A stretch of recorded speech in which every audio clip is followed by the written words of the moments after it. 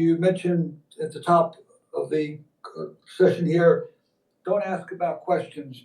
In my power email at the end,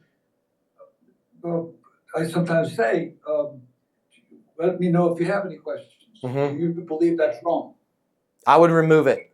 And the 2 sentences at the email need to be, okay, and by the way, for those of you that are unfamiliar with the power email recipe, what Ian is doing is, the purpose of this email is to summarize my understanding of the current situation, capabilities needed, and next steps. And with Ian's case, in terms of moving you from Biloxi to San Ramon, California, current situation, you're blankety blank and blah, blah, blah, right? Capabilities you need, somebody that's going to pack everything, he's going to go through all the bullet points. Now the 2 sentences, instead of, let me know if you have any questions, as you've summarized the bullet points of the capabilities needed, you're going to say, does that match what you need?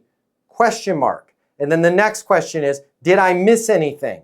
Question mark. Next steps. Based on everything you told me, you're an excellent candidate for our fast, free, move-in express or whatever package, blah, blah, blah, blah, blah. Boom. Does it make sense to get you signed up for that? So you don't need to invite questions, but if you do the 2, they are questions, but it's not a question where you're asking if they have questions, if that makes sense. You're saying, does that match what you need? Did I miss anything? Those are the most powerful things you can put at the end of any email, because those are the only ways you can screw up. Number 1, it doesn't match what they need. Number 2 is you've missed something. If it's a live meeting, you're going to add a 3rd one in. Does anyone know what the 3rd one is? I'll tell you.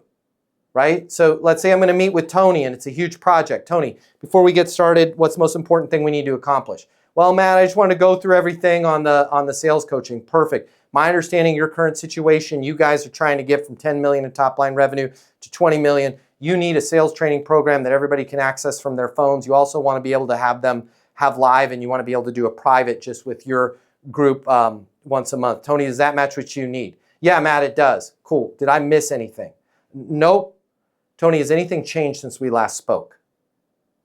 That's your 3rd one if it's live. Has anything changed since we last spoke? I think I see Rich writing down a note. It's important for Rich to ask that one. Why? He's in mortgage. What happens in mortgage? Things change all the time. Hey, man, we didn't ever think this was going to happen, but my wife's pregnant. The deal's going to change, brother. We need an extra 1 bed in this. I think it's twins because we were on IVF. I might need 2 extra bedrooms. Cool, right? Like, so those now we're covering everything. I don't normally put has anything changed since we last spoke in an email because it's just too confusing. That's something that needs to be asked in a live. But in a live, hey, does that match what you need? Yeah. Cool. Did I miss anything? Nope, you're spot on. Has anything changed since we last spoke? Nope, we're good to go. Cool. Does it make sense to get the agreement going, get you guys locked in so we can take you from 12 million to 14 million? Yup. Awesome. Congratulations. You made a great decision. What happens next? I'm going to shoot you over a DocuSign.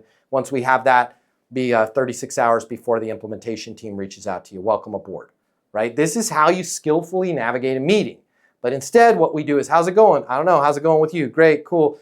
So here's what we're doing. Let me run you through a presentation again. Guys, current situation, capabilities needed. Does that match what you need? Yes. Did I miss anything? Nope. And then if you're live, has anything changed since we last spoke? No. It just makes things really easy. Hey, Matt. Yo.